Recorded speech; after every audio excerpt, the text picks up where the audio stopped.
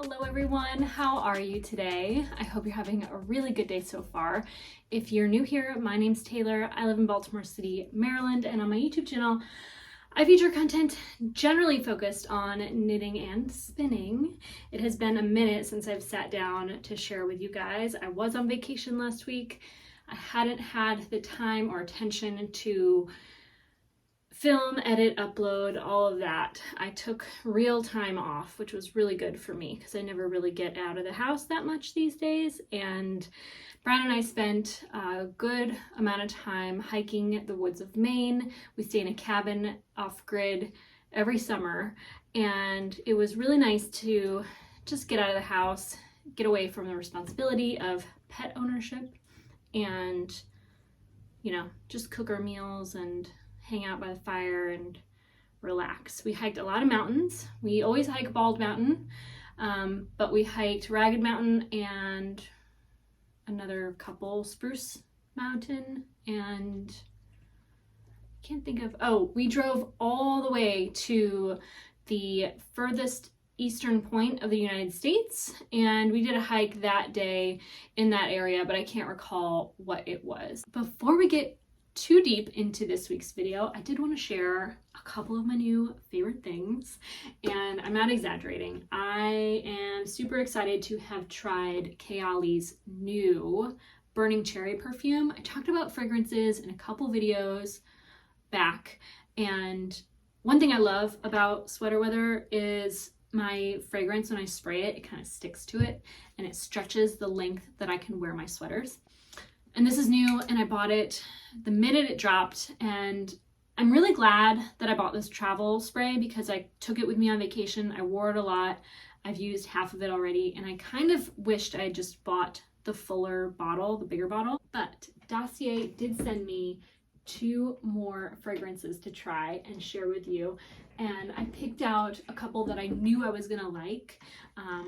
One of them being the dupe for Tom Ford's Lost Cherry. Now, they call it Ambery Cherry on their website. I don't own Tom Ford's Lost Cherry. I have smelled it in the store once before, and I listened to a lot of videos on the subject of that perfume, but I just bought this Burning Cherry from Kayali, and I have to say, the Dossier fragrance smells identical. I can't tell you how close it is to Lost Cherry because, again, I don't own it, but this fragrance is like the same. It smells the same. And I'm so glad to have this now because I don't have to think about whether I should have bought the full-size bottle or not. I think that this one is probably $39 on their website. So it's considerably less than the Kayali, which honestly I would recommend either of them because the Kayali fragrance is certainly far more affordable than Tom Ford. So there's that. And then along the same line, I picked out a fragrance that I already own because I knew I loved it and I wouldn't be disappointed. And I kind of wanted to see how the Dossier version compares to the fragrance it is inspired by, which is Replicas By the Fireplace. And I knew going into the fall season that this is the fragrance I really love to wear the most. And they do very much smell the same. Like, at first glance, they are identical. I don't know if I said this yet, but this one is Woody Chestnut on their website. So there's that. Dossier uses the same packaging for all of their products. I think it minimizes the cost and is what makes it affordable. Those are 2 fragrances. If you're thinking about trying Dossier and shopping for a more affordable fragrance, I would recommend those 2. Yeah, we all have different preferences, but I think that if you like some of the things that I like, I talked a lot about fragrance in a recent video of mine, you would like those. I think most people would like those. If you love kind of warm, sensual fragrances, those are 2 that I highly recommend because they're very palatable. I don't know who doesn't like them. I really don't know anybody that doesn't like those 2 things. But I don't really know a lot of people either, so there's that. But, you know, I'm really excited to have them, and I'm excited to wear them this fall. And if you want to wear them too, you can save 10% off your total purchase with the coupon code TaylorOwen10, which you can tack on to other coupon codes. I don't know if you knew that. I did bring on our trip my bubble cardigan project, which is one of two I'm actively working on right now. And I made a fair bit of progress on her. She is a drop sleeve, so the seam of the sleeve kind of drops off the shoulder. Drop sleeve, top down design. I already knit the front two pieces separate and the back, which is a really genius design beginning, because Stephen has you knit an I-cord that kind of carries across the back neck and shoulders, and then you pick up into the I-cord to work the front sides and the back, which I think is really, really smart. A really nice kind of clean join of the front and back at the top seam without you having to do it after the fact, which normally you do with a bottom-up sweater. This is, again, top-down. So I thought that was just a fun way to bring those two sides together. And I think right before I left, I had just joined the front and the back under the arm. I was contemplating making my depth of yoke a little bit longer, but I just went with the pattern and I'm knitting it according to the smallest size. I am using a lot of colors from West Wool in their bicycle yarn, and then 2 colors of Brooklyn Tweed Loft yarn from my stash. The lighter green color and this darker kind of brownish, greenish brown color are both Brooklyn Tweed, and then the red is from Biche and Bouche. It's their 2-ply lamb's wool. So I'm combining bases in this project. It's very loud. I'm very proud of it, and it is a very late summer into fall vibe. It'd be nice if I could finish this maybe by the end of October.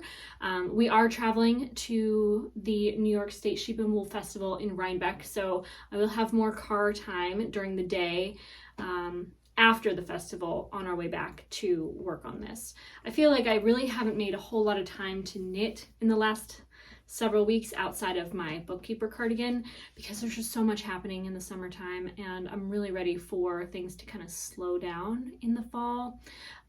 We'll talk about non-knitting things in a moment, but really loving this project. I'm probably halfway done with the body at the very least, and then I will work on the sleeves. I think the sleeves are not really going to take that much time, because being a drop sleeve, just like with a raglan, you get a lot of the sleeve work out of the way from the jump. So if I knit longer cuffs, which I think I might do like a shorter sleeve. Speaking of sleeves, I am currently wearing Gudrun Johnston's Vare pullover. I did knit this with Jameson and Smith yarn. I did modify the sleeves to do the balloon sleeve, but at some point, once I felt like I had quite a bit of width, I stopped the increases as instructed, and I just knit it plain for several inches without any additional increases before doing the final decreases prior to the ribbed cuff. So those are the only modifications that I made. I think I knit the smallest size as well for this one, and it fits really well. I think I might knit another. I don't know. I hesitate because it's so like everything. I don't know, like, do I really need another to compete with it? I don't think I do, but it was really fun to make. If I recall, it's from the bottom up. I think if I do another, I might keep the bottom solid, and I might even just do a simple stockinette and a cropped version so that I can kind of wear it with a lot of my worsted weight pants, with my higher waist pants, so that it'll show the high waist design. That's something I feel like this sweater, I want to wear it with all my high waist pants, but you wouldn't know what I'm wearing underneath it. It's so long in its length. So I think I would knit another one with a nice little crop French tuck moment. So that's what I'm wearing. We're going into the final week of September, so the fall season has begun. I'm really excited to be wearing wool again. It's a little bit warm to be worn inside, but it's cool enough outside that I just took Shippy on a walk and it felt lovely to wear a nice breathable insulating garment such as this one. I have finished spinning the last 2 skeins of my sweater quantity of wool. I think I know what I'm going to knit this into, but I haven't yet fully decided. I do need to swatch and find out what kind of fabric I get with whatever sort of needle and how the fabric really looks, if it's quite pebbly and tweedy looking, as I think it might be. I think I'm going to go with something more simple. Oh, hi. Here it is. It is all done. And I don't know if I can tell now, but I made this silly mistake. And it wasn't a mistake as much as like, why don't I try something new in the middle of a project where I need everything to look and feel the same? And prior to unwinding the yarn off my bobbin, I decided I was gonna wind it onto my niddy noddy with it still in the orifice. And so what ended up happening with this, let me give you an example. I don't know if you can tell, but this yarn is like a little bit fuzzier, a little bit more worn in feeling, I guess, worn in. It has a little bit more of a halo to it than the rest of them. I don't know if it's really gonna make a difference. It did at first, but now that I've had some time away from my yarns, I'm not sure if it's really all that different. This skein too looks a little bit darker to me. I think that when I sorted the fiber, I really went for the fiber that was most in the middle from the start, and then I was kind of, you know, running out of fiber and moving towards the darker end of what I've sorted. So I'm gonna start my project with these 3 skeins, and then by the time I get to, you know, maybe the cuffs or the bottom hem, or whatever it might be, I'll use the 4th one last, just so that wherever your eye is looking the most, it's more consistent. But this is the better spun skein, because there's a lot less areas in this one where I didn't overspin. You'll never see that. But basically, I'm not an expert and I overspin my singles, and sometimes I get these little coils within my yarn. So my yarn is very far from perfect, but it's somewhat consistent, and I have the will to make enough of it to knit into garments. So I'm excited to have this done, and I just have to swatch and knit with it, which is my next plan. I also, in the back of my head, I have 2 other sweaters that I want to do. We'll talk about that another time because I'm nowhere close to beginning that task. Hello, my darling.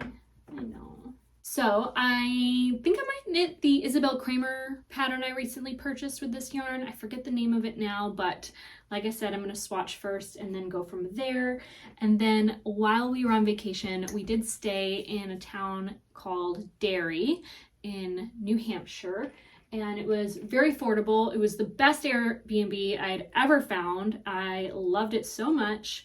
We had a great time in that little town. I think we hiked in that area as well, and we visited Harrisville Designs over in Harrisville, New Hampshire. And so I got to check out their storefront. I bought a ton of yarn and I'm really excited to share it with you today. So in my previous 2 videos, I talked about the contrast color I intend to spin to knit Andrew Mowry's throwback pullover, and I did purchase the main color of yarn from Harrisville Designs for that project, so that will be the next thing I cast on. I think I might take that to Rhinebeck with me because it'll be, once I get through the color work, a nice easy stockinette in the round moment, which I feel like is always needed for those public places knitting moments. But I did buy a couple other things. The first is a gift. I'm in love with this yarn in particular. This is sheer from Harrisville Designs. It is very soft and it is very light. I do think it will very likely pill, but it is so scrumptious and so delicious. It is CVM and Rommeldale blend, raised in Idaho and Oregon. And of course it's spun in New Hampshire. This is undyed, so this is a natural sort of fawn color. It's a DK weight yarn of 320 yards per 100 grams. And I am planning to knit a hat for my coworker because I just wanted to give her that gift. And so I thought that this would be a really nice neutral color for her to wear. And I'm excited to, I think I might knit another of my linked hat. In fact, since drafting that knitting pattern and then working the opulent plunge bra, I think that there's a more simple way to write the instructions for the linked hat. So I'm going to reknit my linked hat pattern and then consider modifying the instructions to make it more simple. At the time I was working a lot of charted lace and knitting, and I included a chart, but I think if I approach it from a different angle, the instructions will be way more clear for newer knitters to grasp. So that's my goal for this single skein. And then I have 3 skeins of Brooklyn Tweed's Loft yarn in the color Truffle Hunt that I bought for Brian to knit him a hat as well. So because it's a men's hat and I wanted him to have a full fold over brim, I thought that I would get a 3rd skein so that I'm not playing any yarn chicken here. And if you can't tell, my lighting is kind of bad. It's a little bit overcast today, but this is a beautiful kind of bluish gray. It has flecks of brown and flecks of blue, kind of like a navy, but it's a very gray, kind of blackish gray yarn. So I got these, and I don't know what pattern I'm gonna knit for him. I think I might make a very basic 2x2 rib sort of design. And finally I have, and they gave me this gorgeous tote bag. Isn't it cute? I love it so much. I did get like lipstick on the front side, of course. I don't think I had it a day before I stained the white portion of my new tote bag, but I might be able to get that out. We'll see. Anyway, I got 4 skeins of Nightshades, and I purchased it in the Insomnia colorway, which, if you're not familiar, is the, I think, olive tone fiber blended into the black. So if you're new to Nightshades, it's Harrisville Designs black base. It's a black base of yarn with a slight amount, I would guess probably less than 10% of it is a alternative color blended in. So it has a mild heather effect. I'm excited to have this. And you might be wondering, Taylor, isn't the throw over a worsted weight design? And you would be correct. And this is 100%. This is a DK weight yarn, but I do find that woolen spun yarns in particular, because they hold more air and they have more body to them, they do lend themselves well to kind of fit in those gray areas where, you know, maybe you find a worsted weight pattern, but you want a little bit lighter garment, or you want the garment to have a little bit more drape. You can go with a DK, and because it's woolen spun, it's gonna kind of check all the boxes. I think it's gonna work out. Someone in the comments actually suggested this yarn, and when I thought about it, the idea was brilliant and I went with it. So thanks for leaving comments below in my videos, because you all give me the greatest ideas, and I'm really excited to have visited I didn't get to see the mill, maybe one day I will, but I got to visit their flagship store, and that town is quite beautiful. They have a nice little general store across the street. You can get seltzers and snacks and things. And I'm really excited to cast on a throw over soon. I think that I'm going to start that project before our trip to Rhinebeck, which I'm excited to attend the New York State Sheep and Wool Festival this year. Again, I'm very lucky to live only several hours drive from there, but I do have a friend, Blair, who graciously has put us up last year and again this year. She lives just about an hour outside of Rhinebeck in the Hudson Valley. So I have a friend I can stay with, and we're just gonna drive up Friday night, get there late, visit the festival on Saturday, and then drive home on Sunday. So it's gonna be a lot to do, and I have a lot more to do around the house and in my general life to get ready for it. That is all I really have to share from the vacay. I did get all kinds of other nifty gifty trinket things from the thrift store, and we visited a lot of plant nurseries. I love to bring plants home from vacations because we're always driving. We're never flying on planes or anything when we go out of town. So I love like plant trophy plants or whatever. I don't know. Trinkets? What do you call like gifts from vacations? I don't know. But I have this beautiful tall grass that I brought home for the front yard. I've gotten really into ornamental grasses this year, I think because they're so easy and not a lot will take them out.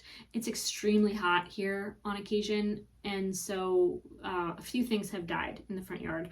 A lot has been thriving, but both the front and backyard has been generally neglected, so I have a lot to do later today or even tomorrow, and I'm excited to get back into the garden again. I'm sort of the leaf lady of the block. I have a very long extension cord that will stretch about 3 or 4 houses up, and then we're the second house from the end of the block, so I pretty much gather all of the leaves from the sycamore trees within about a 5-house radius of ours, and that includes across the street. So for about 10 houses of our city block, I maintain the leaf litter, and I gather it up into little shredded bits and fill my compost bin. So I add a lot of matter into my garden, and I've really built healthy garden beds